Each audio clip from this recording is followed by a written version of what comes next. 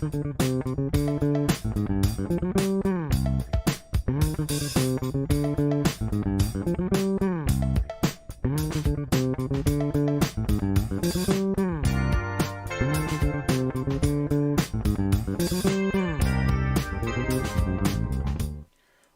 everyone! For the ones of you who don't know me yet, my name is Adam Zucconi, I'm a lecturer in artificial intelligence and a science communicator. And if this is the first time you're watching, welcome to Gamedev Graveyard. This is the weekly show where we talk about games, prototypes, postmortems and everything that is somehow related to the, well, world of game development. Now, as always, we have a guest tonight, but before introducing the guest, let me just say, please consider subscribing. I have a ring light now, so I'm officially allowed to say that I'm almost a proper YouTuber, I guess. But seriously, it takes a lot of time to make the show, so if this is something you've been enjoying for a few times, consider subscribing. I'm planning on making a lot more of those videos. As always tonight, I'm planning to have a very relaxed chat, and I hope that will be the case. So if you just want to spend 1 hour, maybe a bit longer, we'll see, just talking about games and shaders in particular. I know a lot of you are interested in learning about shaders, then consider joining and keep watching. And as always, you can leave a message in the chat and I will be more than happy to read it and to start to ask questions and to chat about that. As always, we have a guest tonight. He's Adam Samson, as you've probably seen from the title of this live, and he's a very talented visual designer and creative coder. And you think I'm good with shaders? Look at the stuff he makes, and then probably he will think differently. I probably wouldn't be able to do a tenth of what he's doing. If you haven't seen his work, we will have a lot of videos from his stuff tonight, so please keep watching. I'm sure it's really, really good.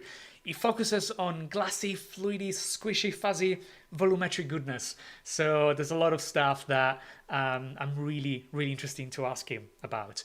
And also, he's involved in a lot of projects, including art exhibitions. I've had the chance to see one myself here in London, so this is something else we are going to talk about. And we will try to answer the question, can you make money with shaders? And well, spoiler alerts, yes you can. And if you can make shaders, you should. You definitely should make money out of that. Now, with that being said, let me introduce to Adam. Hi, how are you doing? Hello, thanks for having me. Thank you so much for being here tonight. And as always, if there is any problem with the audio, let us know, and hopefully we can fix it as we go. It's a live show, things goes wrong, but we're happy to try to make them right.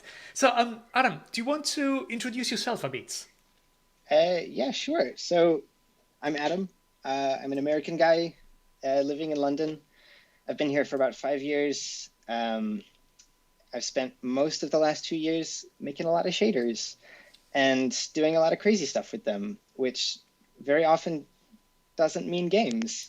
And sort of ended up in this community of people that are using a lot of the same kind of tools that the game dev world uses, but not making games with them. And also not really talking with game dev, and game dev doesn't really talk with them. And that's fascinating to me. I originally come from an interaction design background. So my first love was UI design. Teenage Adam, growing up in the States, I got really into this community of people that were sort of taking apart Windows and replacing the UI resources with their own stuff, and maybe taking it a level further and reskinning Windows, replacing the desktop shell with their own shell, making the OS that they wanted to have. And I just totally fell in love with that. There were some really ahead of their time ideas. This was, the age of crystal blue buttons. And these were people already thinking about flat design in 2008, which was a big deal. But it was this rare opportunity where it was users designing what they wanted to see. So it was people, it's very rare that a user actually gets to design for themselves and use what I call stupid eyes, which is eyes that don't really see what's hard to do, what's easy to do, what involves a lot of bureaucracy, or what doesn't. It just kind of sees what they want to see and what they wish was there. And so I fell in love with that, and I went to design school for what I thought was going to be user experience design. And so I was learning a lot about kind of the common interaction design principles of like, how do you display information in concise ways? How do you decide what to show and what not to show to give people clarity and make good decisions about what they're doing with whatever digital thing they have, and how ergonomics works and what the history of human computer interaction is. And then I had this rare opportunity in my course to kind of see what was going on in the crazier end of like interactive installations and communities of people that were more interested in like, what can we do with the technology we currently have? Like, how can we think about the future of design? How can we apply design principles to the crazy shit that's coming out right now? And I started learning about that. I started making stuff with processing, which, if you're not aware of, is a very easy to use Java-based language for drawing stuff with your computer, and you should learn it. And got very attracted to a community that was mostly in the UK and in Germany. There's a bit going on in the States, and there's studios everywhere. So after I graduated, I moved over to London. I worked as an interaction designer at a 3D studio. I was doing lots of just like real-time installations for them. We did a lot of VR, a lot of AR, a lot of big like multi-touch screens, mostly educational stuff. It was a studio that like basically focuses on the human body. So we did lots of cells and DNA, and so many like human body, but the skin is glass and you can see all the organs. So I ended up kind of diving into the world of shaders and Unity. I had come from like just making stuff and processing, and because I had this background in UI design, I was like, making the UI, and then I was building the app in processing, and slowly like ended up in the world of shaders, and originally using Shader Forge, which was just like the best thing ever. Freya Holmer is so my hero. And then, Shader Forge kind of went the way of the dinosaur, and I got into Amplify, and then eventually it took way longer than it should have. Dove deeper into like HLSL and just did more and more of that, and was just, thinking about stuff that I had been experimenting with and playing with, and started putting it out on the internet, and finding that there's quite a community of people interested in this kind of stuff. And so, yeah, I've just kind of been like deep in making installations and shaders for like 2 years now, since my 4 years at Random 42. So I think that your work is really amazing. So I was really looking forward to chatting with you. And we actually have some comments from people that were looking forward to this as well, apparently. So we have IQis, I hope I pronounced it correctly. Sorry if I haven't. It's like, have been looking forward to this. Adam's work is amazing. And we have Rob Homewood saying, woo, King Adam. I know him. And thanks to all the other people in the chat. Thank you so much. Now, while we're chatting, we're actually seeing a video of some of Adam's work. As you can see, he focuses on a lot of weird shadery experiments that he posted mostly on Twitter. And as you can see, they're way more advanced than the vast majority of shader stuff. So something that for me is kind of interesting is that usually when I'm thinking about shaders, I'm applying them to sort of surfaces, materials that are pretty much solid, right? They don't change much shape. Instead, you have a lot of soft bodies. We see some right now on the screen, those like crystal balls where you can sort of touch them and gelatin stuff. Oh my God, they're amazing. So you have a lot of stuff that is interactive, that is squishy, and it doesn't even look like it's stuff you can do with Unity. So, it looks kind of tricky to do, I guess. And a lot of those things, when I'm watching them, I'm like, I have no idea where to start making them. So good, that's my goal. Exactly, right? So the question for you from me, that I'm doing shaders almost every day, it's like, where did you learn all of that? How did you start from that? Internet. Where else? Great. Um, no, you know what? I'm really interested in what I call it, like the real-time Turing test.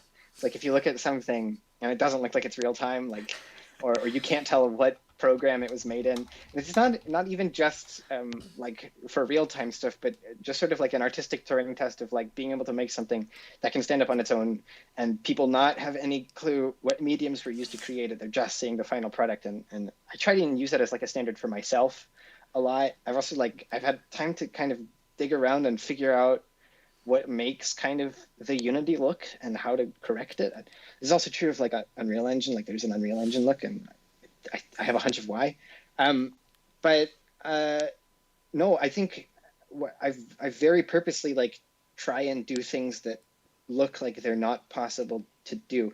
Soft bodies in real time, there are so many approaches to it. There's so much stuff you can do. There's like the squishy stuff I think that you're referring to, like the original squishy stuff was based on cloth, like what's called cloth volume preservation, which means it's a cloth sim of a mesh.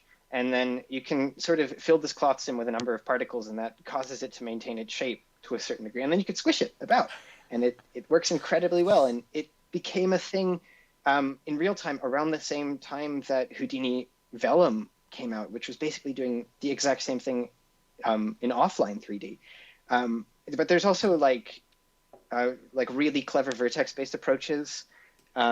There's shape matching, which is sort of like you fill a mesh with like a bunch of particles, and then you skin the mesh according to those particles as joints, and then you can deform it according to changing positions between those particles. And that's good for a sort of like more rubbery silicone, like something that has equilibrium.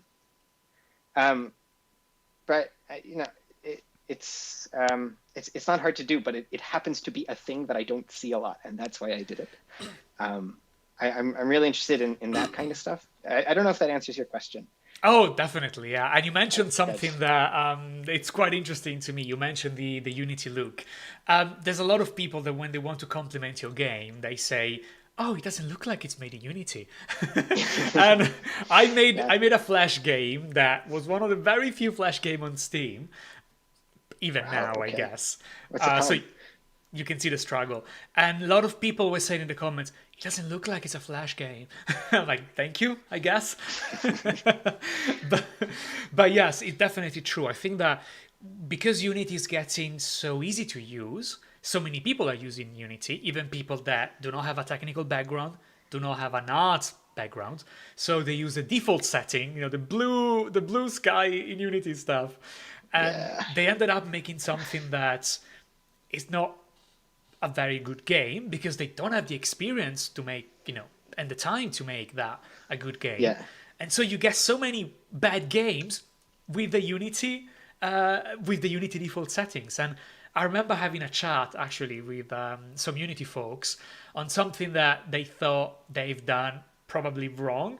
So in Unity, I don't know if it's still the same, but you have to pay to remove the Unity logo, which means that all the cheap games, probably games that are not well done, they have the Unity logo, and the ones that are well done don't have the Unity logo. And I'm like, it should be the opposite, like Unreal. I see. So it's like confirmation bias. Like it just looks like Unity's only doing the crap stuff.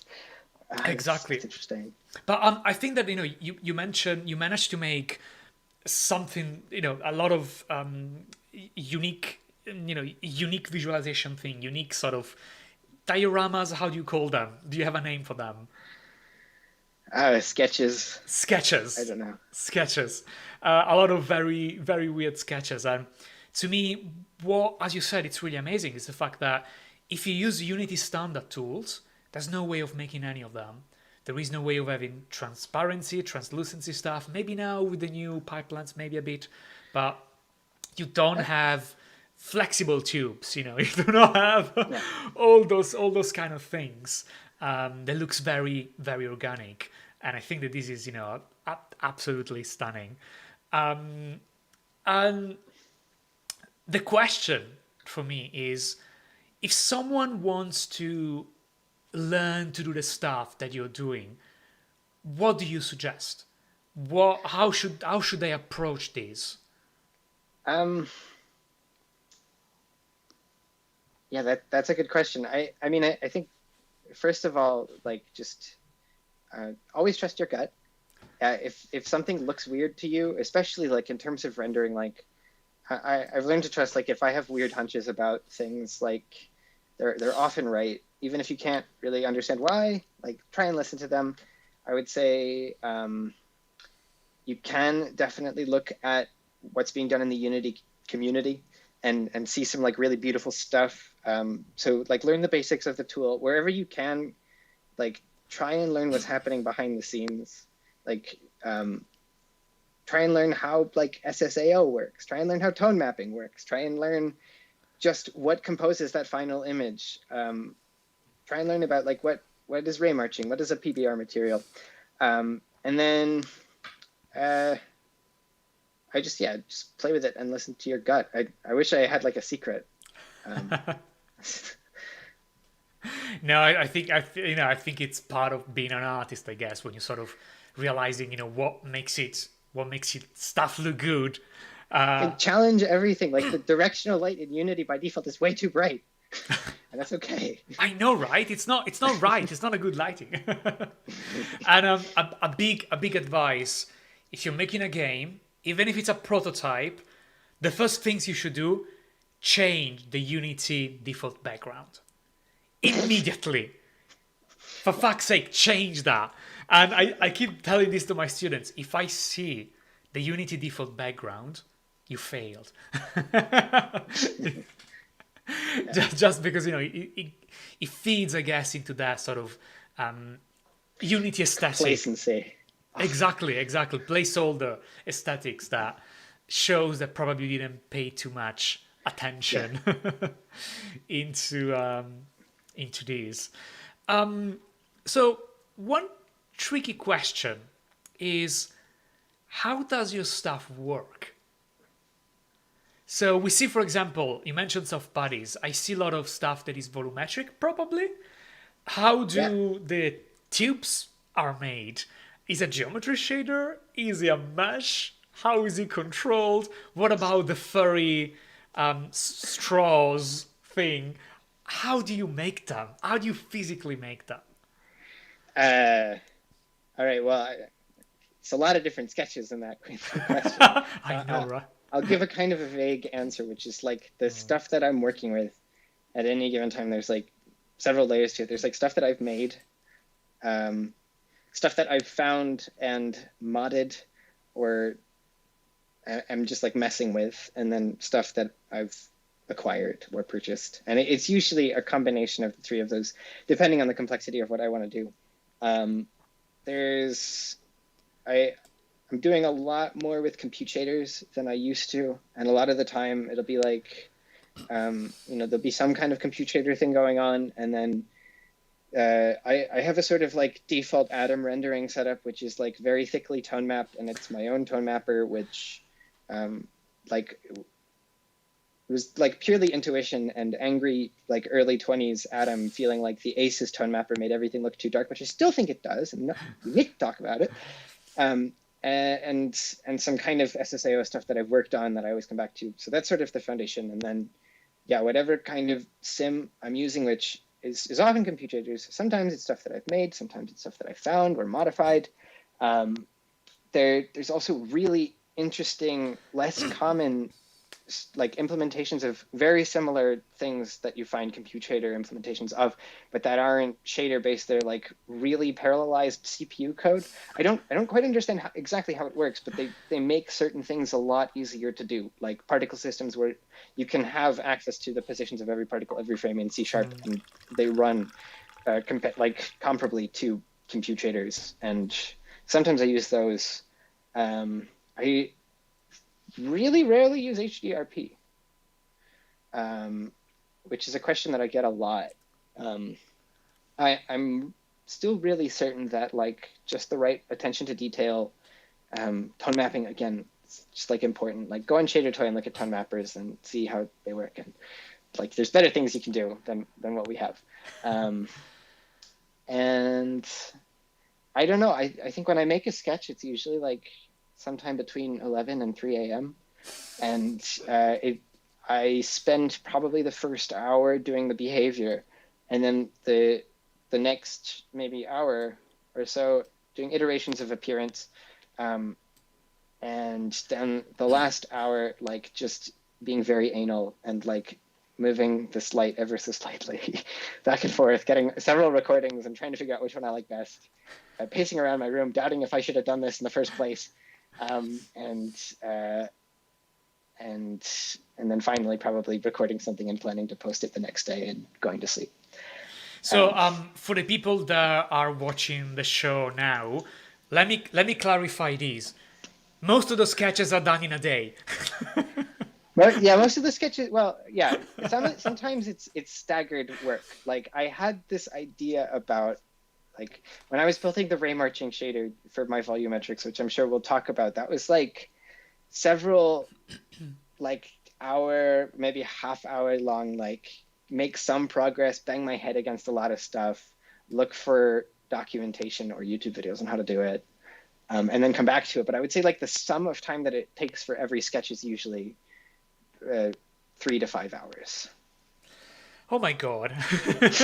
But you know, at the same time, I'm saying that, but there's a lot of common stuff. Like one thing I'll also talk about is like I have a tool set that gets reused a lot.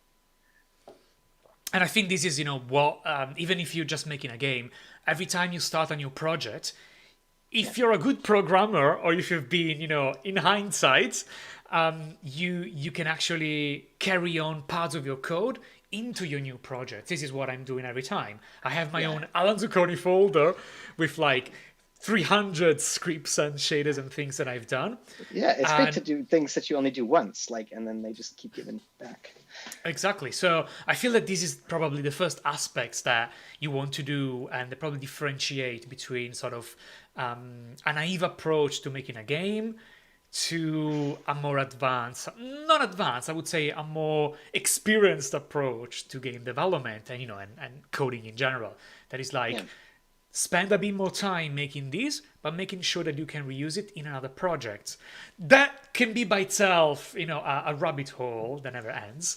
But if you find the sweet spot, then you ended up with a set of libraries that you can reuse. For example, this is one of the reasons why I started my own tutorials as well, because I was forgetting every time how to do shaders. Every time that I wasn't. I know how that feels. I know, right? Every time that I wasn't doing shaders for a week, I was like, oh, so how do I make a new property in a shaders? I don't remember. I forgot already. So there was a lot of going back. Now I have my own tutorials that I know how effective they are a library for me. Cut and paste, put it back, and I can make stuff fairly easy. And also, of course, we don't really see it from here because all the sketches are in sort of weird order. But if people are following on Twitter, I think that they can see how much your work has evolved over time. And I think it's really good to see that, you know, the evolution, even as an artist, seeing how much more refined, how much more complex, how much more, you know, deep those sort of sketches, as you mentioned, they are getting, I guess. Now, we also have a few messages in the chat. So, Bipin Oli says, amazing. Of course, it's amazing. And Steve-O asks, can this kind of shaders be created only using code, or can they be accomplished using something like shader graph? They can totally. Well, okay. It depends on what aspect you're talking about. I think in terms of materials that you see in like the examples that I have, like they're usually some version of the standard shader, or at the least bit it's a surface shader. I just from like before I got deep into HLS, I love node-based shader editors. Like my go-to is Amplify. You can totally do that kind of stuff. In terms of the behavior, no. I think, you know, VFX Graph, a lot of cool stuff is coming. The fact that it's just a visual editor for compute shaders is amazing. But you also like can find implementations done by very smart people for most of what you want to do. I don't write all of my own stuff. I try and write as much as I can.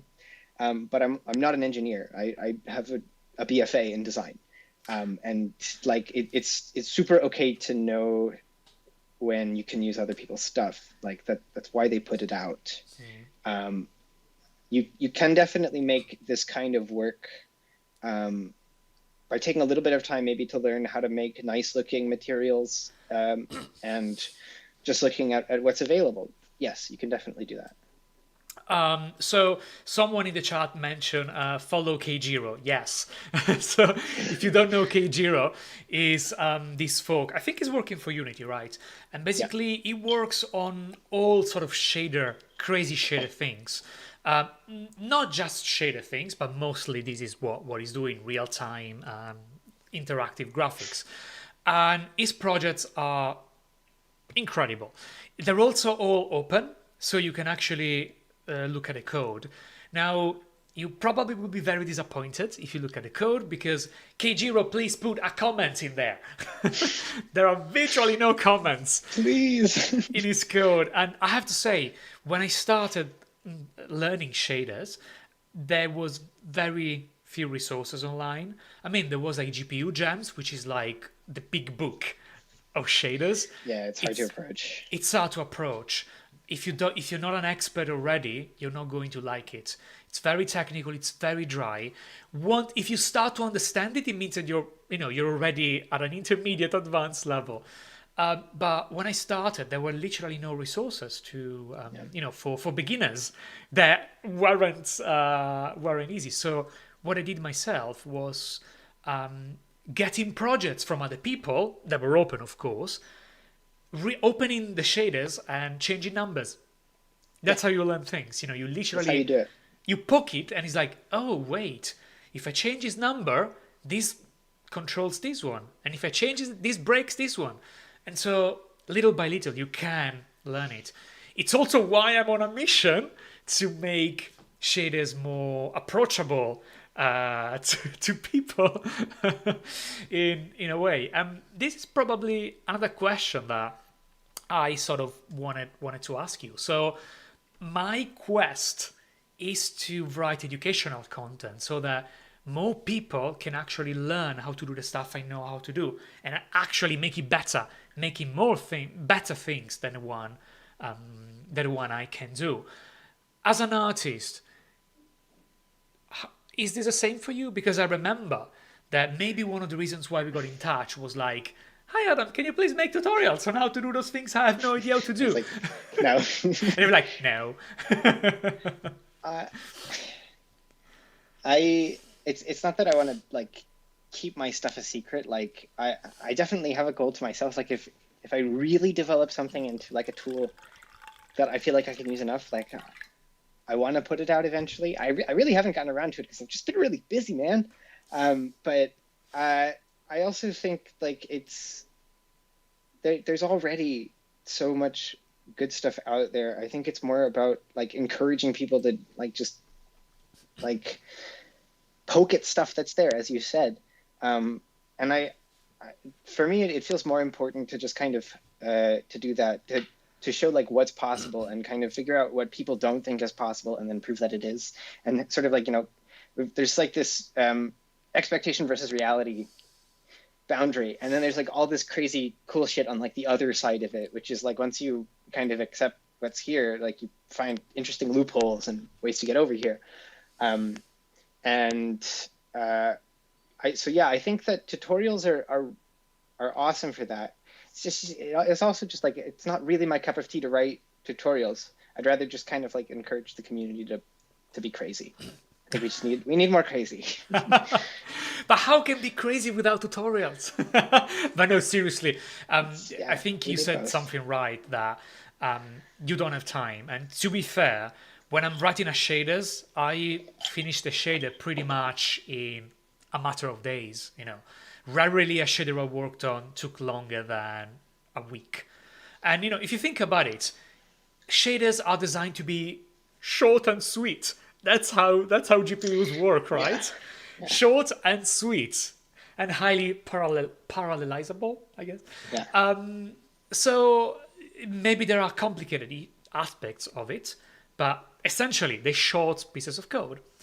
Writing a tutorial takes months because every aspect you have to explain it. Sometimes I don't necessarily know how things work. For example, I've experimented myself with geometry shaders, and I'm fairly confident with geometry shaders. Well, not really, but let's pretend I am. But if I have to write a tutorial, I'm in serious trouble because I'm like, I don't really know exactly how they work in a detail that I want to explain. I can say, oh, this is the code, it works. No. I want people to know that I know my shit and that this is how it works. So usually you have to do so much more research to write a tutorial. If a sketch of yours takes a day, writing a tutorial on something like yours probably takes 6 months, just because you have to build all the knowledge on how to do volumetric, how to do geometry, how to do colors and stuff. I couldn't justify myself. Like I make so many decisions because I like it, and like for me to justify that in a tutorial. Well, like I think if it's an artistic decision, I would say okay. For me, it's more like the technical aspects. Like it's not much. Oh, what color is this? But how do I make this color?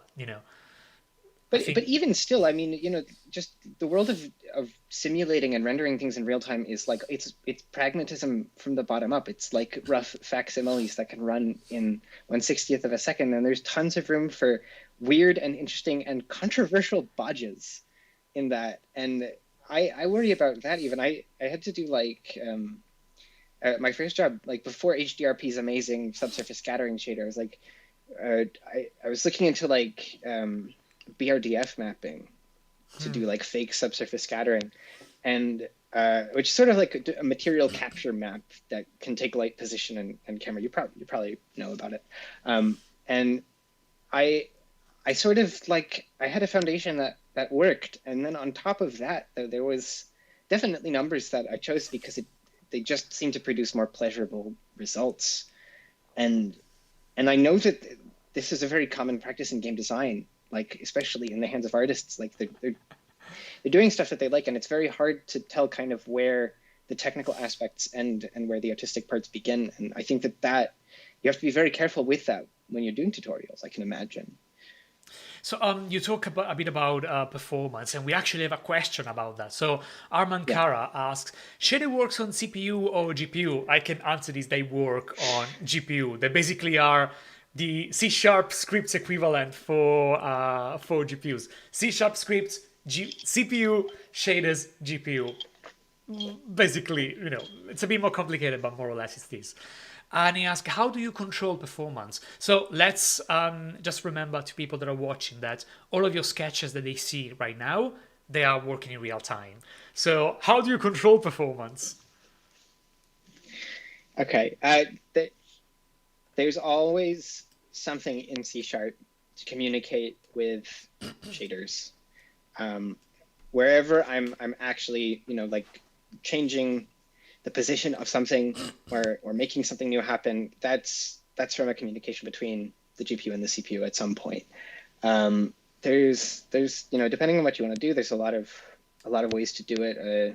There's a way of making a Unity surface shader work with like a buffer from a compute shader, and then you can have just like tons of something swishing around, doing whatever you want with them. I hate to say it, but it differs like sketch to sketch. Usually you want to have like some kind of manager script to kind of keep stuff doing what it's supposed to. And so, yeah, there's generally like at least one C# script for that in each sketch. The sort of puppeteers. Indeed, yes. Everything around. So before, I don't think you can get bored of those visualization, but let me tell you that this is one video out of 1,500. We probably have 2 hours of videos today. And this is only 13 minutes looping. So there's a lot of more content. So, keep watching and you're going to see a lot of more sketches. So Something else that I know you've been working on for quite some time is actually volumetric, volumetric sketches. Do you want to talk a bit about those ones? And how do you approach that? Why do you start making volumetric sketches? How they work? Yeah, well, it's I guess been my latest fixation. So I spent a while, I guess maybe in 2019, looking at 2D fluid sims and trying to do kind of like a 2.5D fluid sim, and also worked on a project that was based on like a 2.5D fluid sim that was really bespoke, and learned a lot from that. But more recently, like I've been like doing a lot of research into fluid dynamics actually, and like with work, and I had been looking at GPU gems a lot more, and the whole like Navier-Stokes fluid, like it occurred to me recently like that it's not that computationally expensive. And it's a method that's been around for a really long time. And I kind of thought like, okay, maybe I can make my own. And I had also just found like this very old implementation for like Unity 4 by a guy on GitHub called Scrock. I don't know if you know him. I think I know the implementation you're talking about. So and it's quite out of date. It's like before I think we had like 3D textures, and so it's all like compute buffers, and it didn't have external forces. But I was like, okay, I can at least like use this as a crutch while I attempt to build a more updated version for myself, which worked because every time something went wrong, I could check that. And really, I've been doing more like compute shaded or heavy stuff for maybe a year now, and it's so much just about packaging and unpackaging stuff for the GPU and swapping it. That's so much more of like where the headaches come from than the actual code. Like, to use them, it's not about like being a rocket scientist. It's just like understanding that it's like, you have to swap the texture and you have to like set all of these things for the kernel and then dispatch it. And, it takes just practice doing it. But so anyway, like it was a good exercise in that. And I had what was a very fast fluid sim at the end of it, and the Scrock example has this like very, very basic rendering. It's I think ray casting, so it's just there's no shading, no light, no nothing. It's just visualizing density based on alpha. It just looks like totally black smoke, and I realized that this was just displaying just the float values from the density buffer, and I was like, what else have I thought of that works on just like float values? And the first thing I thought of was marching cubes. And I was like, oh my God, I've been like, trying to think of something to do with marching cubes. And I know that like Wenzi just put out this implementation, which I think is based on Keijiro's, but his is amazing. Wenzi's awesome. And I realized that, yeah, I could actually just like take marching cubes and apply it to like my fluid sim and instantly get meshed fluid. And how dope is that? How like incredibly simple and obvious that like now you have like super Houdini realistic fluid, and marching cubes, depending on how you use it, it's not stupid expensive. It can be a lot, but and then I was just having fun lighting it. I realized I was getting this mesh without UVs, but maybe I could like take some cool textures and make a shader that sort of applied them just based on vertex position, and tried to make like sort of paint with that. And so then I was like, I was just still thinking about that. And from what was originally like an idea for work, I had also been interested in ray marching clouds. And there was this like really viral like ray marching tutorial for Unreal Engine doing like these super realistic clouds. And it's like, it's a really cool tutorial, but it's super unfair because he gives you 90% of what you need to know, but he doesn't give you all of it. And he does it in a blueprint. And it's like at one step, you're just barely getting a cloud. And the next it's photorealistic now. And so I had been like sort of cross-checking that against like, Sebastian Log did a really cool like cloud rendering video. And, I'd been like digging through shader toys and I realized like, okay, doing volumetric ray marching is like fairly standardized. I can get my head around this eventually. And oh my God, I can also then just apply that to the density buffer again, and boom, and now I have like awesome clouds at smoky stuff. I'm so jealous. I was like this kind of like so simple, how just like plugging one thing into something else and boom. I'm super excited about the volumetrics, and I had a chance to talk to the folks at Embergen about it as well, and they gave me some tips on how to make it faster, which is cool. I'm a big fan of Embergen, and I will never have something that looks that good. But so my next step is I'm working on like mesh voxelization so that you can change what it's getting emitted from, and maybe like I'll do like a leap motion hand that's just pluming. Oh my smoke, God, please. something like that. I'd love to do an installation. It's an expensive shader. You know, like it depends entirely on resolution because it's doing a lot of samples per pixel. But if it's just that shader, or if the rest of the scene is pretty lean, which is how I would want to display that kind of thing anyway, it would mostly be about like this one body. It's reasonable, and that's also the great thing about my job is I don't necessarily have to think about like one asset working really well with like the work of like thousands of other people. I feel like that's like a value of game design, like where it's about making a lot of stuff fit. It's like very collectivist. To make something well, it's got to have as few polys as it can, and also look good and have the correct behavior, not take too much of the scene performance, not cause other bugs. It's about kind of being considerate to the other assets in the scene. Whereas I work in design, which is often about kind of applying principles of minimalism. It's sort of like you have this one really striking thing, and it's mostly about iterations of that. I've done a lot of projects that are just like one really awesome shader, and a shader that could never work in like a AAA game because it by itself is like pretty intense. But for the kind of stuff that we're doing, like that's okay. So basically when you were talking now, you were mentioning like, interacting with smoke. And I think that you should totally do random brainstorming ideas. You should totally do like an installation where like you are in VR and you have like a cigar or something, and you have a microphone, and you can blow the on the smoke, and you see that like, oh my god. That'd be so dope. I want to do like I wish I could get like some body capture, and maybe like have a giant display and just have people like kind of smoke bending at each other and like be able to like throw plumes of smoke at someone else. It'd be so like please. Powerful. Oh my god, that would be amazing. I mean, that fiddly as hell, but probably but amazing. So we have Keenan Woodall saying, just wanted to pop in and say you rock, Adam. So Adam, you rock. And Andrew MC asked, which site do you get co-shaders from for this work? Which site do I get cool shaders from?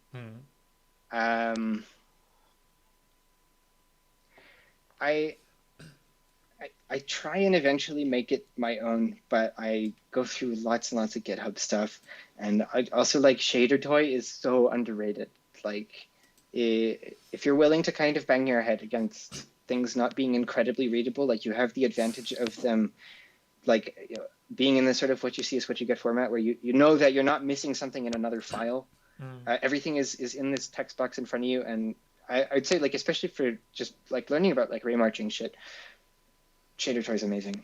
So for the people who haven't seen it, Shader Toy is this website where you can write shader code and you run to the browser, basically. Yeah. I wouldn't say that it's the most efficient website. Sometimes for example, if you search in the search bar volumetric, it crashes my browser because it tries to load the preview of all the volumetric experiments. But you can learn so much. It's almost like a gold mine for demo scene and shaders. Basically, there is so much goodness in there. It's impossibly obscure because it's people really at demo the peak, scene, man. At the peak of shader mastery. So if you try to, if you get one of those volumetric shaders, you can spend 3 weeks trying to reading it. Sometimes they're so densely packed and they refer other shaders with bits of other people. You can go crazy with that, but there is so much to learn. There is so much to learn. And sometimes people also have previous versions of their work. So you can see a sort of playlist, that makes sense, of how they make those effects. I guess. We have Ikiwis saying Hadouken experience, probably referring to the interactive smoke. Definitely. I could definitely go for that kind of thing. So there is one question that I sort of wanted to ask you. So what are your inspirations? Um, to be totally honest, there's like a lot of people in the sector that I work in that were like people that I looked up to, like for most of the last decade, and now I get to work with them, which is amazing. So like the kind of like sector that I'm in is, I think I said, like a lot of people who are kind of working with what the latest technology is and trying to do interesting things with it.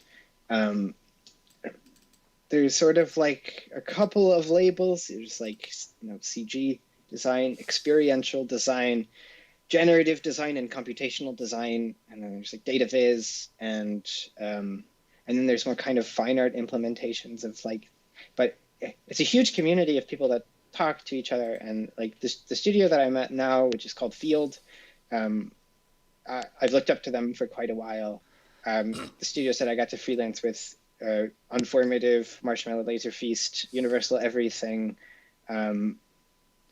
they're all like doing awesome stuff. There are some amazing like solo individuals as well. Like there's this guy called Zach Lieberman, who, I don't know if you've seen him. He's got like a very prolific Twitter. He puts out a lot of work, and he works mostly with open frameworks, which is like I think somewhat comparable to the stuff that you can do the game engines with the shaders. Sort of, it's a toolkit for creative coding. It's sort of like a more advanced version of processing, and he does some awesome stuff. And he's just totally about like going with intuition.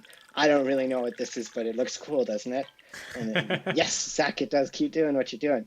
There is an artist called Sugwen Chung who is drawing with robots. So like she draws, and then she's got these giant robotic arms, and I guess she has a training process, and they draw with her, and that's super awesome. Who else? There's like heroes in like the CG design community. There's a guy called David McLeod who's like, it's like a CG artist who, very similar to me. It's like super into soft bodies. He's done so many like soft body things, and they're all like, they have the most impeccable sense of tone and restraint, and it's like his stuff ages incredibly well. Like there's stuff that was made with like the old Cinema 4D physical renderer circa like 2013, which under any other circumstances would look like old garbage now. But the decisions that he made were just so tasteful that his stuff is really timeless. And that's like a huge goal for me. It's like, to make stuff that's really timeless. So I think he's awesome. I think the impeccable sense of restraint is going to be my favorite sentence. Like the best compliment that you can say to someone. I wish I could master that. But no, I mean it makes sense. You mentioned a lot of very cool people, and I can see in the chats a lot of people are agreeing. Matt saying, heck yeah, Zaki's also many stuff is open source. We also have Mitch McClellan saying, glad I turned in, so relevant. I just pull out my Navier-Stokes equations notes from a class I took to do an implementation of it too. Oh, good luck. Good luck. I was about to say good luck. Actually, I've been working on a tutorial on the Navier-Stokes equation for the people who have no idea what we're talking about. When you want to model fluid simulation, so basically water, smoke, fluid, that kind of stuff, there's this set of equation called the Navier-Stokes equation. And if you use them, you know basically the initial configuration of your fluid, and you know how it evolves on the next step. So by knowing the position and velocities and densities, all this kind of thing, you know how the system evolves, and you can simulate all this kind of stuff. I've been trying to write a tutorial on it for such a long time. I am dying because I want to get through the very heart of the equations, because that's, I think it's what my blog does well. And, partial differential equations for fluid dynamics, what could go wrong, right? What could go wrong if you want to explain how to derive them? It's conceptually simple. It's basically conservation of momentum and conservation of energy. But then explaining how from that you get the equation is a bit more complicated. So if I give up on that, you know that I didn't manage to I wish you luck. It was helpful for me to know that, like, okay, some very, very smart person figured that out, and I just have to focus on the implementation, right? I'm not going to be the mathematician that invents fluid dynamics. Oh, no. I just need to make my shit work. I've been working on a couple of tutorials, one on Kalman filters, and oh yeah, those are super cool. I love Kalman those in filters, some projects, like especially to stuff, right? Yeah, especially for VR, they're amazing Yeah. because they fix everything. If you use them. We used it on mocap data, I think, at one point, and it was really, really helpful. And if you know how to tweak them properly, they're amazing. But again, five tutorials to explain the math of multiplying Gaussian curves together. Who could have thought? So this is me going slightly insane about all of this kind of stuff. Now, you mentioned the sort of inspiration, and this was a sort of in preparation for a sort of discussion that maybe I wanted to have. And I know that we've been talking a bit about these a few days ago when we had the rehearsal for the show. And it's the fact that how do you deal with imposter syndrome? Because I have mixed feelings. I have some good days and some bad days. And as I mentioned to you, as you probably know, when I look at your stuff, I feel very empowered because this is very far from the stuff that I do myself. So I don't see competition in that sense. And I don't think, it's a Saturday, I could have done that. No, I don't think that because I'm not delusional. So I see your stuff as an inspiration. And like, okay, it's far enough from the stuff that I currently do that I can aspire to do that. But there are a lot of other people that I see doing more stuff that is similar to myself. And I was mentioning, for example, Minion's art. She does amazing stuff, but it's technically very simple. So it's technically stuff that I have no problem doing, but I haven't done, and I would not be able to do it that cute. And this is what kills me, So in a way, Joy's stuff, Minion's art stuff, gives me a lot of imposter syndrome because I could have done it, but I'm not good enough in art, while your stuff is so far away that I don't get imposter syndrome from it because I'm like, oh no, I couldn't have done it anyway. So what's the point? What is your feeling on that? When I was in my early 20s, I had like quite bad imposter syndrome myself. It's really tough, for sure. I don't know.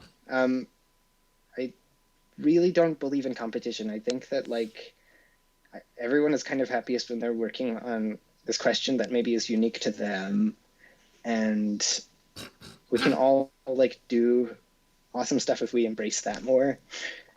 I'd rather do crazy shit that I like than like try and compete with someone else. And I also like I feel like there are certain people in the community, they put out this really impressive work, and you do get this like imposter syndrome feeling from them, and it can be hard to deal with. Everyone feels it though. That's the other kind of unifying factor, right? Like, we're all there, and like I don't know. I want to say that eventually it gets easier to just kind of embrace your own weirdness than to try and deal with imposter syndrome. Be yourself. I think that's a very nice advice. Yeah, I think that's a very nice advice. My sort of personal take is not comparing with other people. There are a lot of shaded masters, shaded witches, shaded wizards online, and it's very. I've sort of stopped posting stuff on Twitter too much because it's very toxic, and I see a lot of people doing very well, and sometimes this can be very demotivating for me because I'm like, oh, I'm not growing as much. a stem, you know, but then I don't put, I'm not, I don't bother, you know, putting as much energy into that. So it's comparing yourself to the progress that other people are making. It's Yeah. it's very, it can get very toxic. Like, yeah, those things don't line up. Like you, there's probably things that you're like way better at than that person who seems to be improving beyond you that you don't think about as well. Like these things even out, I think. So please give me money.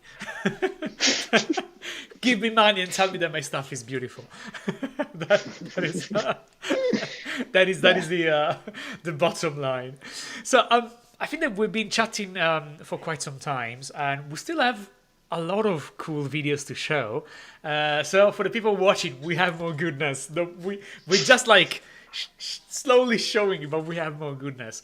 So I started the show with a sort of rhetorical question, which is, can you make money out of shaders? And well, I sell shaders on Patreon, and you have people like Freya selling shaders on the asset store, and Minions side as well. So clearly you can. But we are working on the gaming side, and you're not selling assets, you're not making games. So what is your business about? How do you make your money? How do you survive in the industry? What is your thing? Uh, okay. Well, like the backbone is that I am a developer, right? I've been developing in C Sharp and I've done stuff in processing. At the end of the day, like I have that as my backbone. That I'm not just like making crazy gifs online. A real job. I like take other people's stuff and make it work in a project, and make that into a functioning thing that gets shipped somewhere. Yeah, I definitely don't do this in the world of games. And I definitely get to have extra fun with shaders, which has nothing to do with having been like just a conventional developer for a while as well.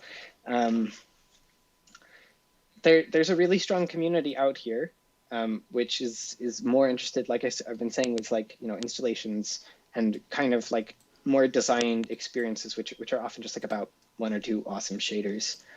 And when I started putting my stuff out, I got contacted by like way more of them than I thought I was going to.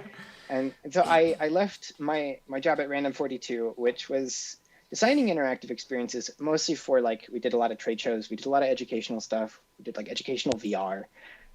So there was still like quite a market for that kind of stuff. And within a week of me leaving Random 42, I was working with a different studio every day, 5 days a week. And the kind of stuff that I got asked to do was like, it's like the most bizarre and incredible range of things. Like I would feel like it was a really fulfilling couple of months. But I would finish the day like, what did I do today? And then like the answer would just always be the most ridiculous shit. Like it was like one day it was like I made the ocean but viewed from beneath. So I had to do like the ocean surface for a VR piece that we showed at Tribeca, which was just it was like this underwater VR piece. And like I had to figure out like how to render like the ocean surface when you're in the ocean. And like rendering like a refractive medium when you're in it is like really tricky. It took me a really long time to do. Another day I was like foam. I had to do like really realistic like sponge material. But it was My God, that's when really I got it right, it was the sexiest foam, and I was so proud of myself that I thought I should not be proud of this. This is ridiculous. I had to do, which I could talk more about. It's like a giant drinkable liquid sun that like you drank with a ridiculously long straw. I had to do a lot of squidgy stuff, a lot of fluid stuff, a lot of like very minimal stuff. And I was contacted by game developers as well. I didn't take any of the game dev gigs because they tended to be based in the States. I guess there's just a tremendous amount of game companies out there. But you put out stuff that you like. I want to believe at least that people will be interested and will find use for it. If you like what you're doing and if you mean it, like people will be like, oh, I like that. let's do something with it. So I know you've been working on a lot of exhibitions, and I had the chance to see one at the Barbican. It was called Universal Everything, right? Am I getting? No, that's the studio that made Oh, it. sorry, It's that's to called the me. Universal Yes. Everything. What was the name of the exhibition? It's called Future You. Future You. So we're actually watching right now a video of that. Do you want to talk a bit about what that was about? Sure. So first of all, anything that I show that was done with me working at a studio is, of course, not just me. It's a large team.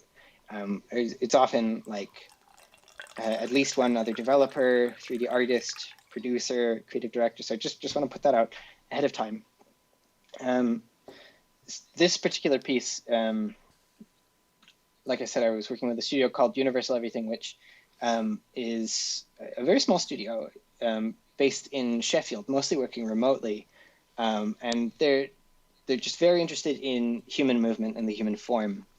And I got a call from Matt Pike, who's the head guy, and we ended up just like vibing about how much we wanted like redshift quality rendering to happen in real time, and that, you know, so much of like this offline rendered CG stuff that you see, like it represents this kind of world that you wish you could get in. I don't know if this is on your radar at all, but just the amount of what we call render porn that you can find on Instagram. That's just like the most beautifully rendered like Houdini stuff. You know, it's just like squidgy, or like it grows, or it's just like candy colored. There's just thousands and thousands of posts, and it's sort of become a phenomenon, and that was really interesting. And so we vibed about that, and I came on one day a week to mostly do kind of look dev and art direction. So we had a lead developer who is a guy called Chris Milani, who I'd worked with as well at Marshmallow Laser Feast. And he was building the backbone of this piece, which is this big display that, and we have like an Orbeck camera, which is similar to a Kinect. So it tracks your movement, you can dance around in front of it, and you get this figure that like mimics your movement. And the response time was exceptional, actually. And so I was there doing the look dev, doing the shaders, and to the extent that it would affect kind of my vision influencing the development. So we had this whole system of like, how do we take what's like a bunch of different geometric forms and a bunch of different shaders and materials and build what was ultimately 47,000 different possible reflections of you that you could have that, Oh my God. You know, mimicked you, and also like developed and evolved as you played with it. So they start out as like a really simple form, and over time like they subdivide, and there's just like more joints, and it's like more complex thing, and then they eventually like come crashing down. And so I was doing a lot of look dev and a bit of yelling at the developer. It's really mean. About like, we ended up using like scriptable objects to make sort of like subtypes and material groups that couldn't go with other materials, because we had these really high-end shaders, but not all of them played nice together. We had like, I have this, there's going to be, I'm sure, one image in your video of like this close-up of this kind of glassy looking material. And this was like one of the shader kind of endeavors that I went on over the project. So like one of the first images I got was this like offline rendered, like very high-end, like blurry glass tube. And I was like, oh my God, like that's the most not real-time thing I've ever seen. But what an interesting challenge it was. And so a while ago, you know, I had built this like fake subsurface scattering shader, which was based on BRDF maps for a project at Random 42 like years back, and I still had it. And at some point I had realized that, oh, you can like flip it to be on back faces, and then you can put it underneath a refractive shader, and you get like a very realistic exit reflection. So, you know, if like, you know, you have the reflection on the inside of the glass, and the reflection on the outside of the glass. But the reflection of the inside of the glass is kind of refracted. It's kind of like bigger. And so I ended up like putting that together with a refractive pass and then a grab pass blur, and it got like what was a pretty darn realistic looking, I think, glass shader out of it. And that was like a lot of fun. And but what ultimately I had to do was like, you know, the original shader was meant to take a map, and the map would be ideally something that you get from like a material capture studio. So it would have to be like this very, very realistic map that then you could derive like photorealistic values from, which was of course not how we were using it anyway. But I didn't have that. So I was just like making maps in Photoshop and over several iterations, just trying to get closer and closer to like what I thought was the right response. It was just like an eye thing. But it turned out really well. And I did some experiments as well with like, you could replace that map with like a totally unrealistic map. So if you use like a material capture shader with like glitter, like an image of glitter, or like an image of like an iridescent shell, you just put like a crazy image into it. It sometimes looks really cool. I think this is total serendipity. Like I did not plan on this at all, but then I was like, I could like also, pan it according to the normal direction. So it sort of like scrolls, and now I've got this really cool sort of like animated iridescence that's like climbing through the structures, which you see on some of the robots. And so it was a lot of like this kind of play, so it debuted at the Barbican last year, and now it's going to be touring with museums for the next 5 years. But yeah, it was a lot of fun to work on, and one of the great things about it was that we saw like people who don't know anything about our sector come and play with it and really enjoy it. And like at one point, there's this guy who I think was on staff at the Barbican, and he came up to me and his eyes were like kind of crossed, and he was like, "It just looks so real." I was like, yes, I did it. So that was a really fun project. And we got also featured in like Google Arts, and it's nice that. Obviously. Tremendous. So you mentioned serendipity, and this is something I wanted to ask you actually. So a lot of the work that we've seen, it's not realistic, in the sense that it's weird material, weird looking smoke coming out of nowhere, gelatin shells full of alien goo. It's all you can imagine whatever you want that they are. Of course, when you're actually making a game, for example, that needs to have photorealistic aesthetics, you cannot do that, because these needs to look like glass, these need to look like copper, these need to look like plastic. So you are much more constrained, but you are not constrained by the aesthetic. It needs to look good, but that's pretty much it. So the question is, how does it work when you make one of those sketches or one of those pieces, art pieces or art installation pieces? So do you know the look you want to go for, and it's like, okay, I want this to look like glass, so I'm making it look like this? Or you just play randomly and you get something completely weird and it's like, I didn't want to go for this, but I'm okay with this. What is your discovery process? Well, I really don't think photorealism is the greatest thing to strive for in games, especially because if you do it very successfully on like 95% of your game, but then there's like 5%, you've just ruined the uncanny values behind the corner. Yeah, but one thing that I have to credit to like learning in interaction design is like, depending on how much visual information you make available, what is there has much stronger weight. If you have a chance, you should look up a CG artist called Maxim Zheskov, who like is known for making just like spheres, like lots and lots of tiny white spheres in a white room, and there's so little visual information going on. There's like basically ambient occlusion and like vague sense of tone, but everything is mostly white, and his stuff looks incredibly realistic. And I think that tells you something, that it's not about just how much visual information you put in, it's about what you put in. And I'm really interested in this kind of like idea of, rather than photorealism, let's call it like exquisite plausibility. Let's call it like incredibly consistent impressionism. Right? Like you're just giving a little sliver, and maybe that like this little visual cue and this little visual cue and this little visual cue results in something that feels really real, because our brains fill in the details. So I'm always thinking about that. I always have an idea for a sketch when I sit down, and it always comes out totally differently. So I think you need to do both. It's definitely like part serendipity and part plan. Also, like, I feel like my work gets a lot trippier when I'm like stressed. like when I'm a bit more strung out. So it's also about like taking care of your mental health. Be good to yourself, treat yourself.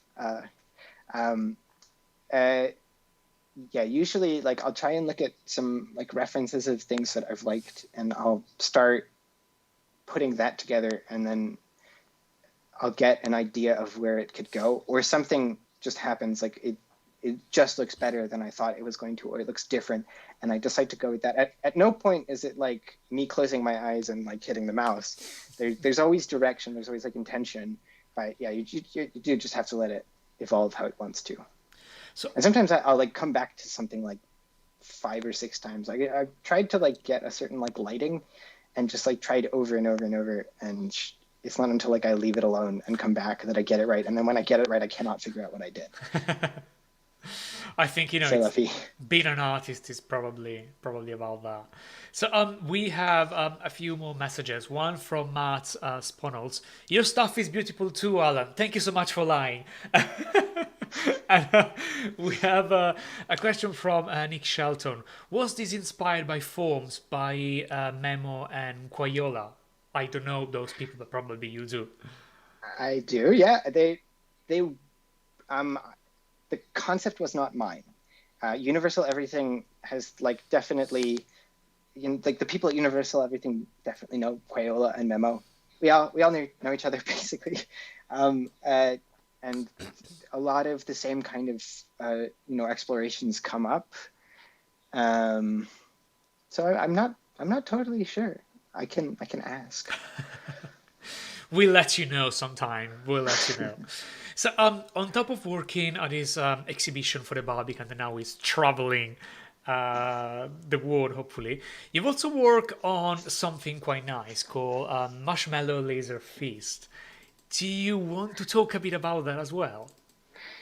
Yeah. So following what was a bit of freelancing, I moved into working full time at a studio called Marshmallow Laser Feast, which was super amazing. I don't know if you're familiar with the VR experience. We live in an ocean of air at the Saatchi Gallery, and also touring. By they make some incredible VR pieces as well as non-VR. They've done a lot of audiovisual stuff, and they've been around for quite a while. And I had freelanced for them a little bit while I was at Random 42, but they came to me and they were like, "We're doing lots of stuff with squishy stuff. You're doing lots of stuff with squishy stuff. Let's do squishy stuff together." And I was like, "Yeah, let's do that." And it ended up just being like a lot of looking into soft bodies, and a lot of like kind of continuing in what I had already been looking at.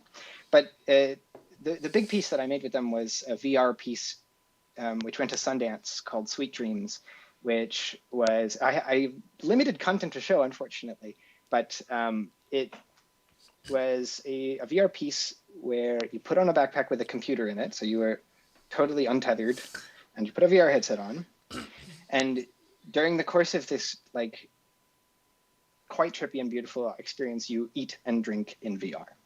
And so we had quite a few devs. We had some people who were more focused on like physical computing, who actually like built this straw that you would drink from, and it would measure the amount that you drank. And then I had like a float value in Unity, and I could like trigger stuff as you drank. And so I worked on a lot of the look dev and sort of like the soft body systems for that. But my favorite thing, which is like, who gets to do this? It's like a giant, like 20-story drinkable liquid sun, which was like this giant soft body. And I was using my, inverted BRDF map shader and refraction and blur. And I had the system of like creating bubbles inside soft bodies, which I've done sketches of like the same kind of system. And then you have this like straw, which I think by Unity standards was like a mile long. And you just kind of like slurp it. And we had a Michelin star restaurant working with us, like, and developed this sun drink, which was like kind of gingery, and it was amazing. And so as you drank it, like the sun collapsed into your straw, and you drank the sun. Oops. And then the VR experience ends.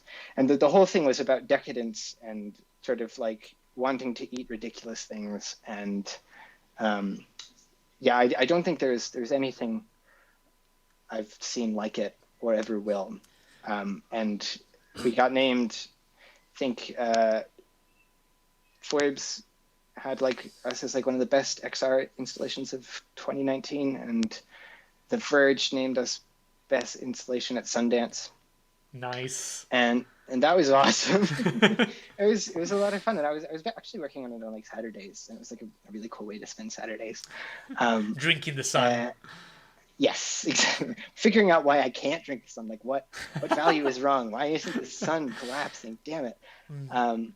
But yeah, and then worked for them for several months, and just kind of like continued to work on like soft bodies in VR, and we had like a studio of like inflated objects with like vol cap sensors, and like a beach ball that was like half inflated, and like trying to track a soft body to deform in exactly the same ways in VR as you touched it.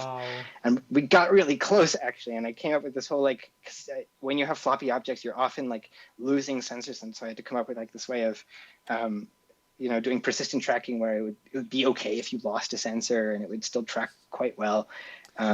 But yeah, by the end of it, we were like hitting each other with like virtual pool noodles and like throwing like inflatable stuff at each other. It was so cool.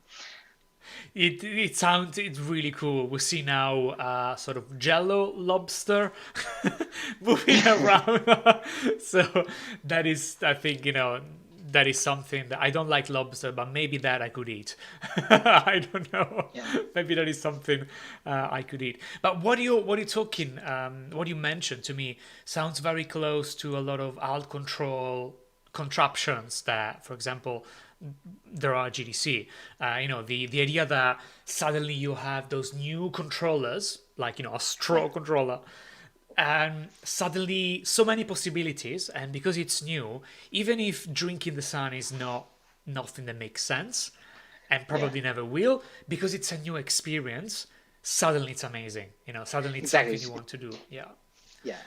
It's just about showing those possibilities. I think that's why most of us do what we do. So yeah, this is something that I'm always looking forward when I'm working on Arduino controllers, alternative controllers, that kind of stuff. I want to see what people can come up with that is completely new and unexpected way of doing that. Of course, I'm not sure how does it work for like, do you share the straw? Do you clean the straw? Yeah, we had a whole system with that. There was a lot of people on this project. Oh God, no! I'm not sure. There's a tremendous amount of logistics to make a seamless experience happen, like so that the viewer only sees really like putting the headset on, having this incredible thing happen to them, and then taking the headset off, and doing that, several times an hour.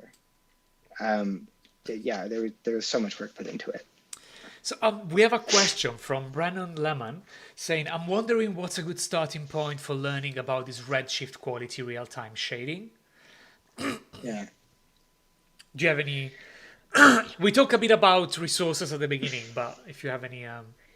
Yeah. Well, I think if you look at like the really gorgeous redshift stuff, it's also gorgeous because of the design principles, which are like I said, there's much about like showing minimal detail, and also everyone loves soft shadows, everyone loves little bits of GI, everyone loves subsurface scattering, and so those are like individual things you could look up. I'm really fond of lately like a workflow that's mostly like IBL, mostly like skybox lit, not a ton of directional lighting, and even to the extent that I want to make something look like really evenly lit, I'll use emission in sinister and unhealthy ways.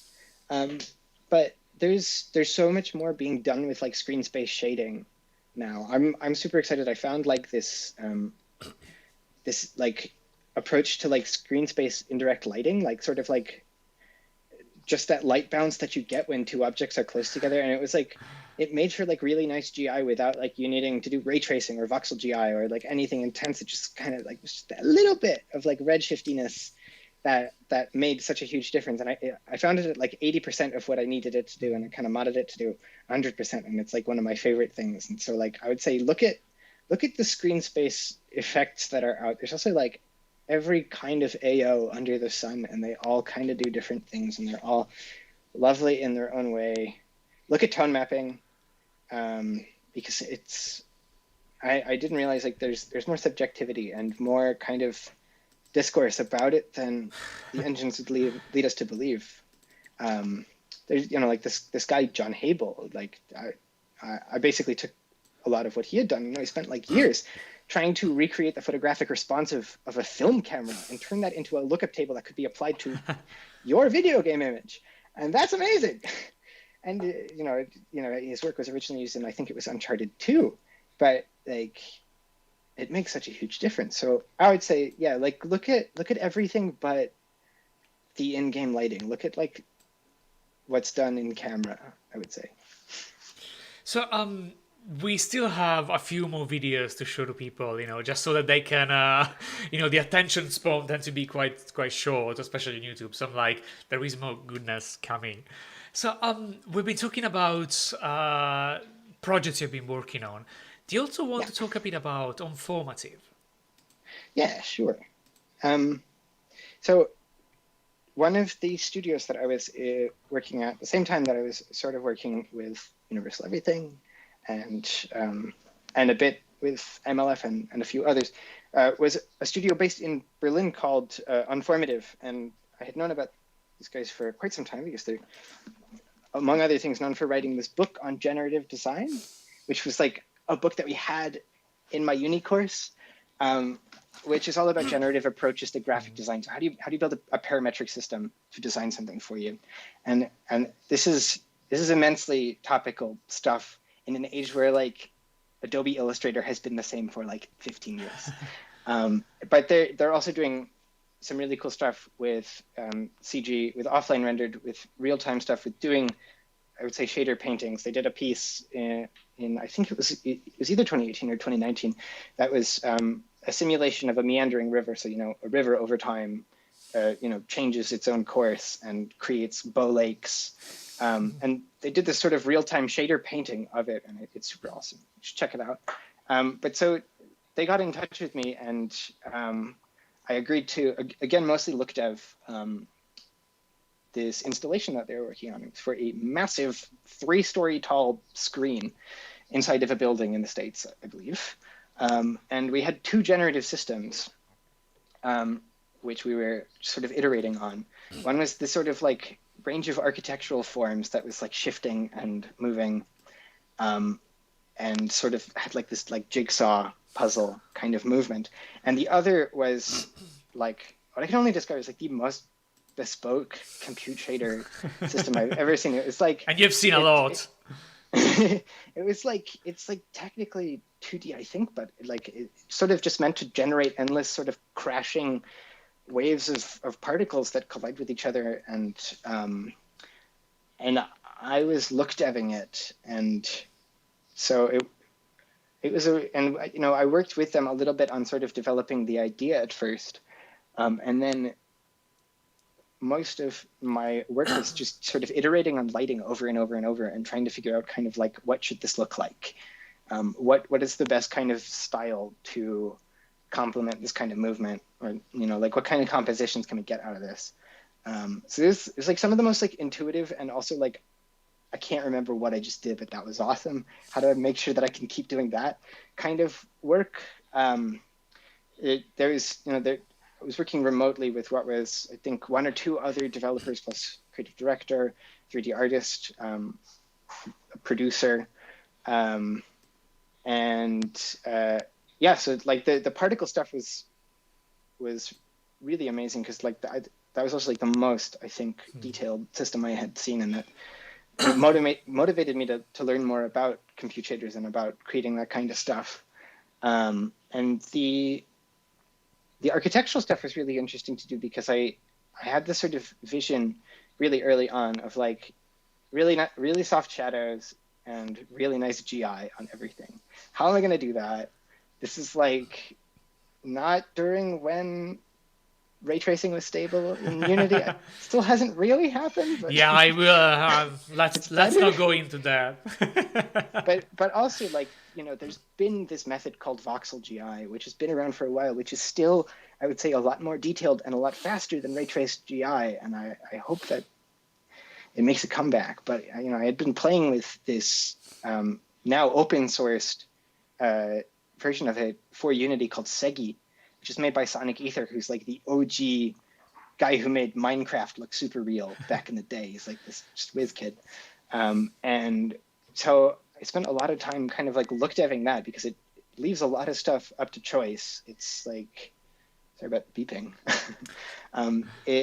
You really have a lot of control of like how far light bounces and just kind of what you see. Probably more comparable to like the kind of control that you would get in like Redshift or something like that.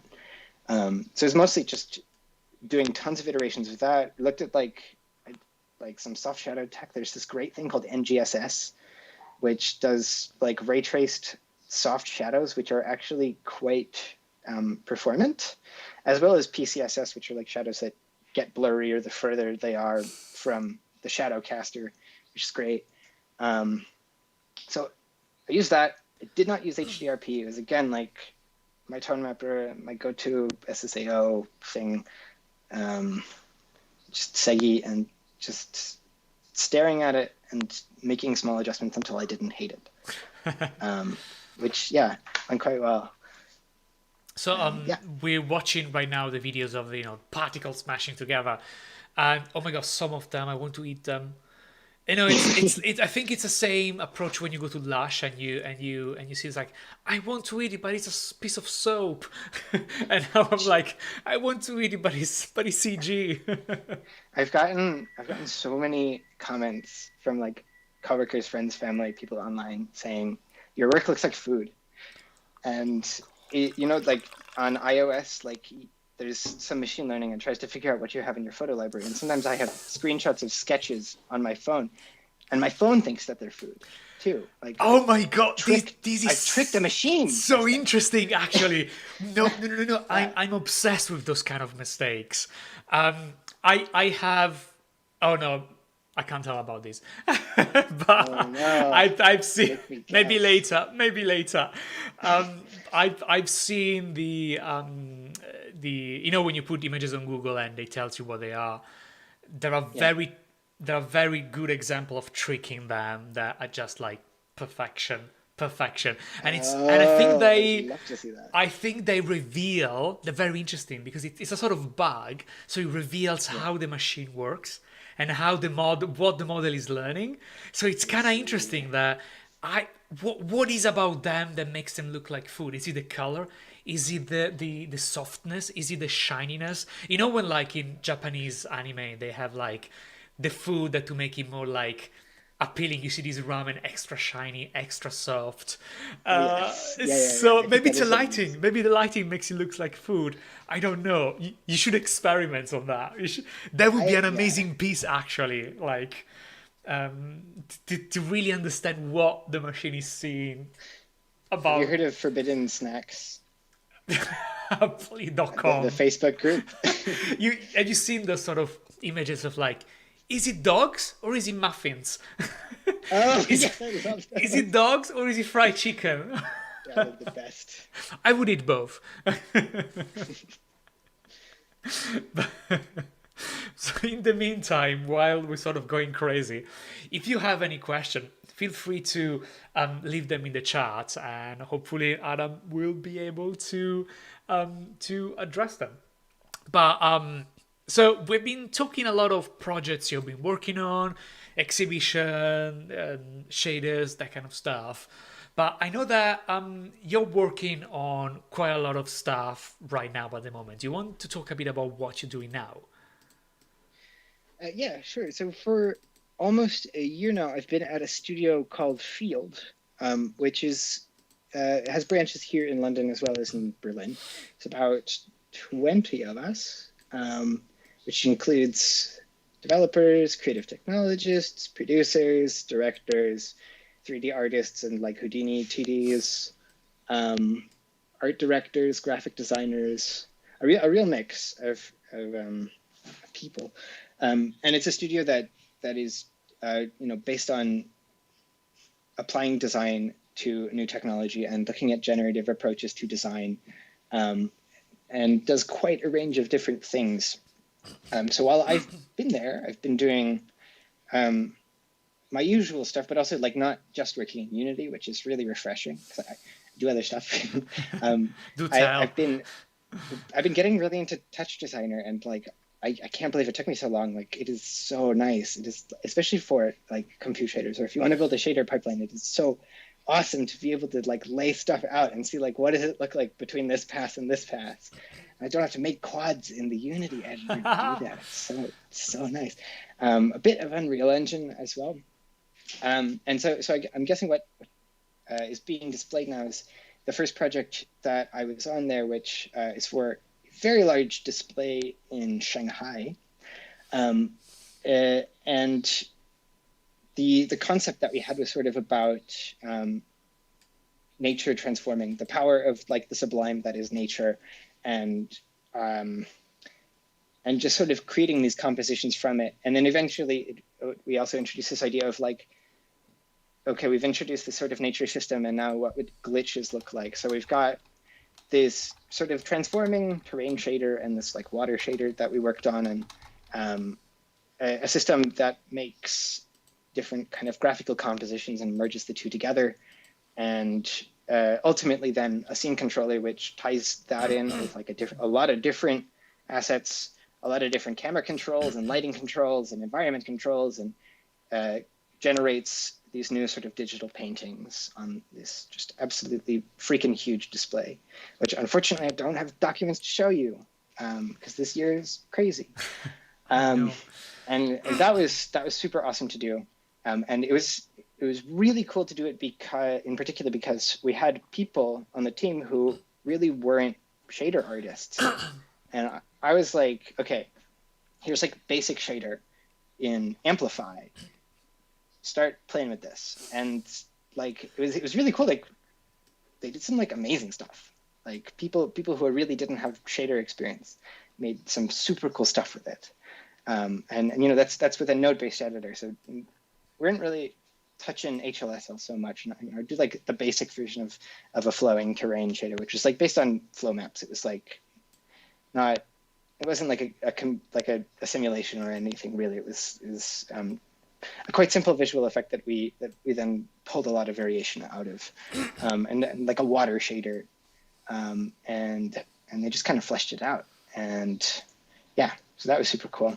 Another thing, which again I can't show anything yet because it hasn't debuted yet because this is a crazy year, is another piece for the Barbican, which we did in collaboration with the game company called That Game Company. That game company that made Journey and Flow and Flower and Sky.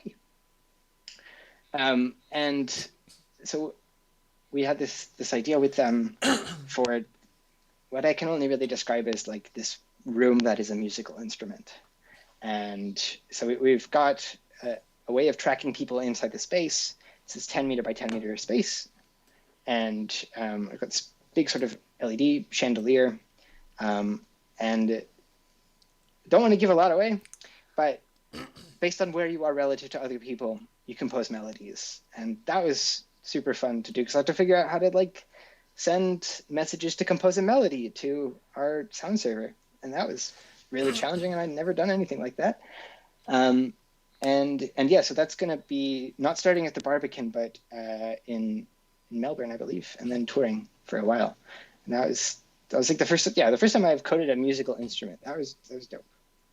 So, of course, you mentioned Journey, and you know that my heart melted because I keep saying that Journey was my favorite game that I never played because I couldn't play Journey until it came out on PC, and it was my favorite game. Oh, really? Before and after. I think mostly because what it was trying to do and all the shader goodness that it packed. And the subtle design, you know, the exquisite. It was exquisite in every aspect, and I think it aged well. And especially when you do something shadery based, it's not always the case. Yeah. But beside that, um, yeah, it's really cool. It's really cool that you've been able to do all those kind of things, and this is something that to me is a perks of working, not necessarily with shaders, but working on something creative.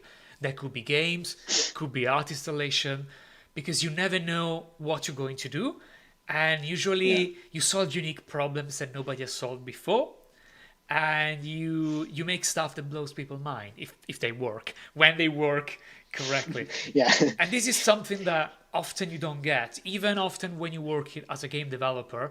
If you're working for a company that does mobile games for money, you usually don't get that. And it's one of the reasons why I very rarely do contract work in games, because they're boring. I feel like if I have to do the back end for a game, they're boring.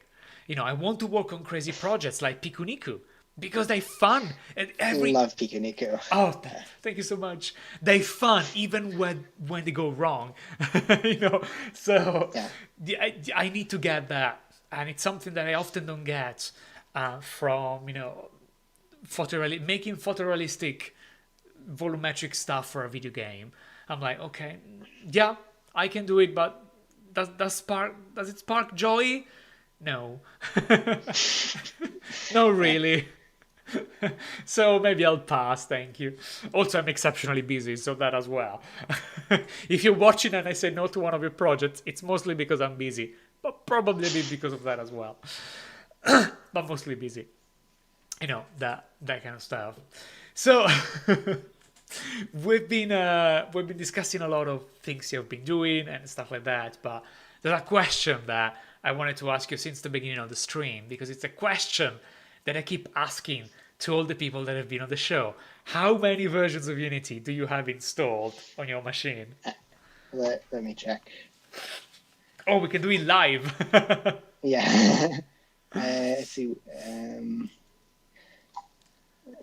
I think it's quite interesting because you mentioned 21.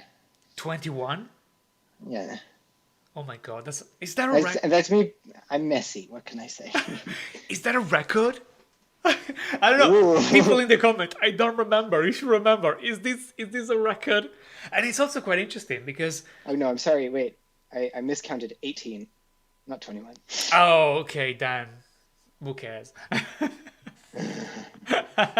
But if not a record, it can be close. It can be quite close to. Sometimes you just want the nostalgia of like Unity 2017 when like it didn't scale correctly on a 4K display and You everything's mean all the blurry. stability? It really brings me back. No, and it's quite interesting actually because I've noticed that shaders don't port very well, especially on given all the changes Unity have done. So it's kind of interesting to see that you have so many versions of Unity. I would have imagined that you would have had only 2 and you've never updated because all your experiments breaks. So how do you approach that? Well,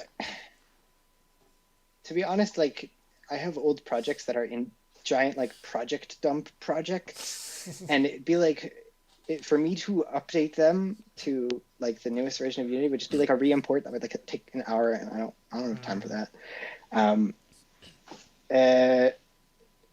But yeah, also I mean like the tech changes.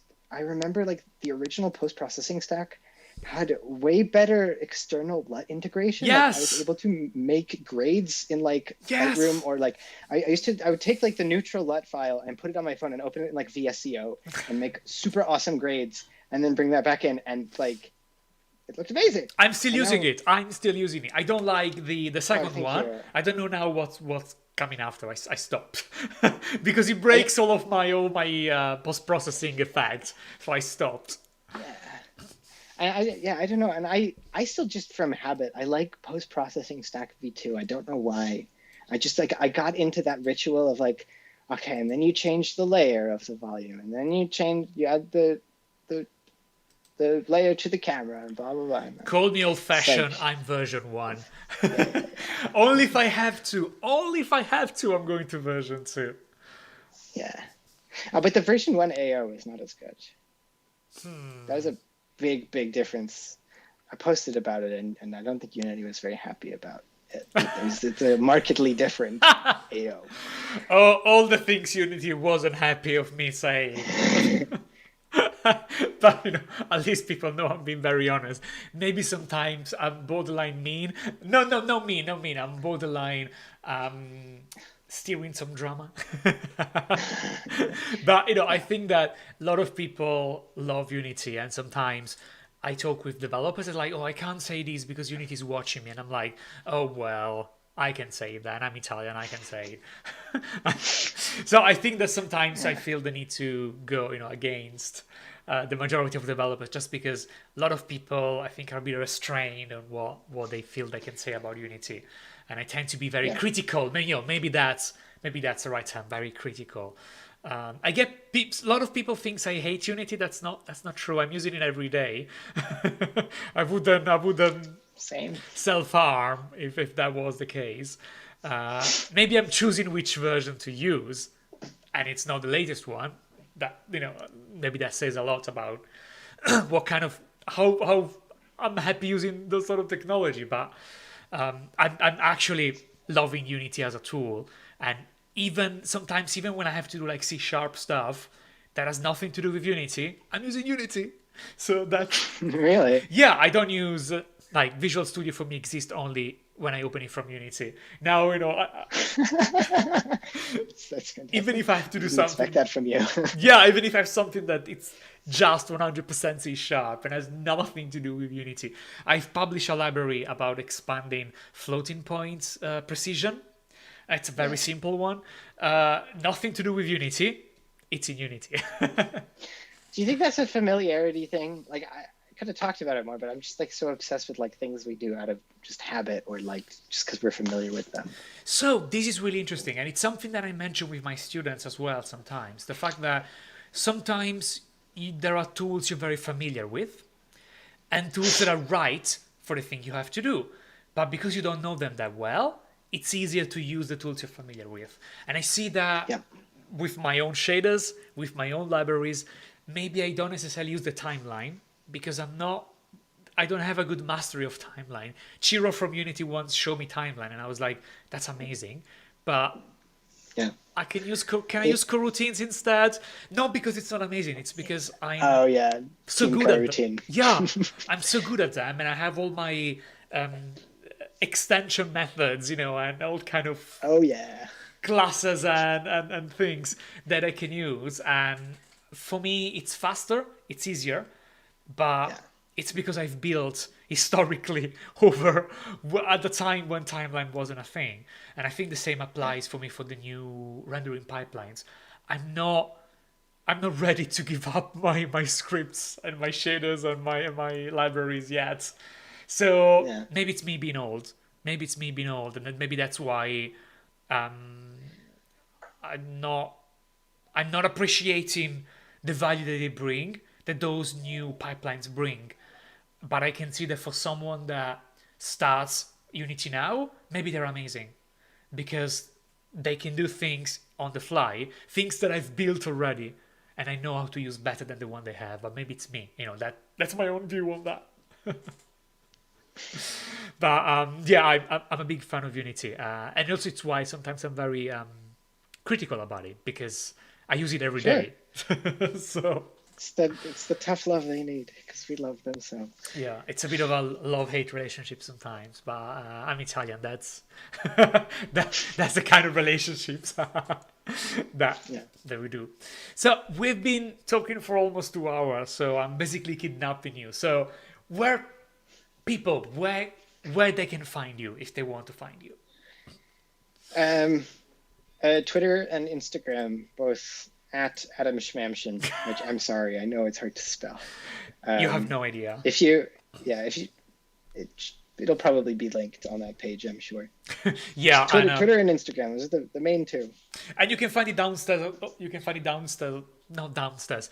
in the thing down below, in the box. Maybe I could start saying downstairs as well. Downstairs. Maybe it could be my thing as a YouTuber. You can find it downstairs. I'm going crazy. It's gonna start a trend. It's like 30 degrees and the ring light is cooking me. It's so hot, yeah. People don't understand the struggle of making those kind of things. But thank you so much, Adam. Thank you. We have a lot of people still watching. I think that my viewers probably love when we do shader stuff.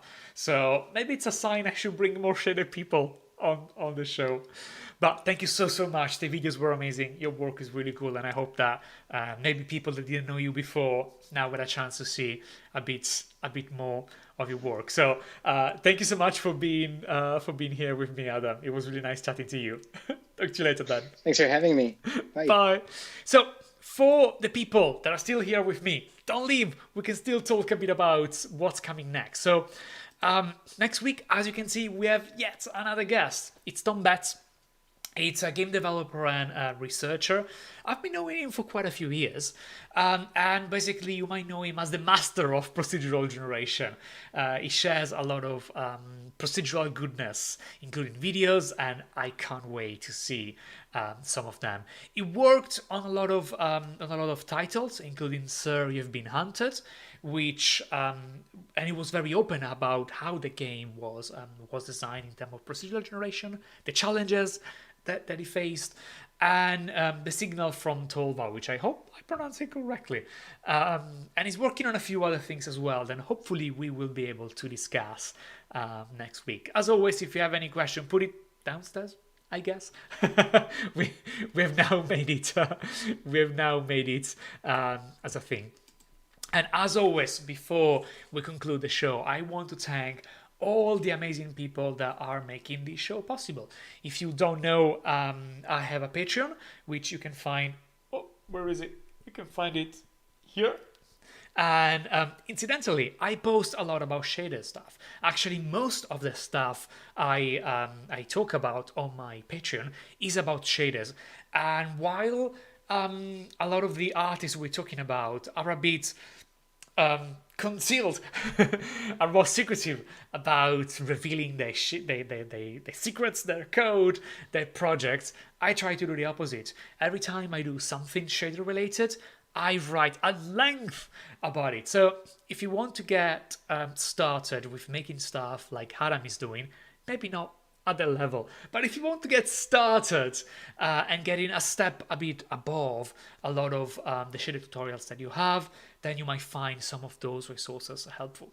And on top of making those work possible, the people on Patreon are also making this show possible. It doesn't look like, but there's a lot of work going behind the scene for every episode. So I think it's always good to see so many people really happy to support the work I've been doing and the show as well. And as always, if you like this, feel free to subscribe. I do a new episode of Gamedev Graveyard every week. It's on Wednesday at 7 p.m. BST. And if you enjoyed, feel free to subscribe, feel free to leave a comment, maybe a question for the next guest. And again, thank you so much for joining me tonight or today, depending on where you are. And I really hope to see you next time as well. Bye.